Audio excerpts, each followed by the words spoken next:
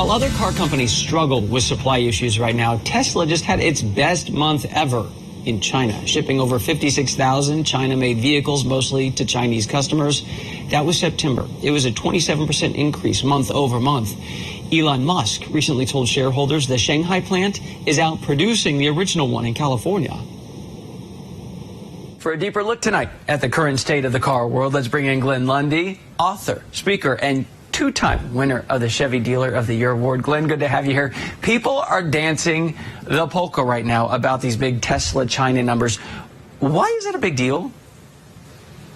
Well, you know, Tesla, when they first came into the industry, we all looked, it was kind of like a circus show, right? Like we didn't really think that this was something that was going to make the impact that it ultimately is now starting to make. So to see them starting to reach and elevate the way that they have on a global scale has really been a surprise. I don't want to say a surprise as much as something we weren't necessarily expecting or hoping for when they initially came into the market. You know the car industry inside and out, and I'm thinking, take a Mary Barra at GM. They would love to be saying nearly every quarter, you know, we can't keep up. We can barely keep up. What's special about Tesla? Well, the biggest thing about Tesla that causes them to stand out, there's actually two sides to this.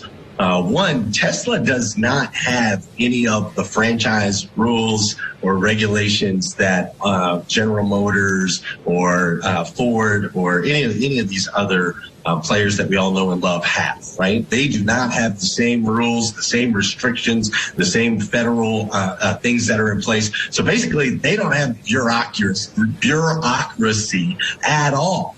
And so they can make moves so fast. The second part of it is, if we're 100% honest, they are a car company that is 1,000,000% concerned with the consumer experience. That's all that matters to them. Consumer experience number one. They want the consumers to have fun. They want the consumer to feel like they're in control. They want the consumer to feel like they are innovative and they are forward thinking. They want the consumer to feel like they are contributing to the ecosystem, to all of humanity, right? They've done this phenomenal job of really creating a movement that is consumer based, and the profits obviously come along with that. Glenn, I'd imagine that Tesla uses more computer chips than a regular car. And, I mean, I've only ever had one car with power windows, so I'm no expert here. But I'd imagine they need more computer chips than theirs. Will this shortage that we're seeing with semiconductors slow them down at some point? Oh, you're asking me some tough questions here. So first of all, whether or not their car actually uses more computer chips, I don't know if I can necessarily agree with that.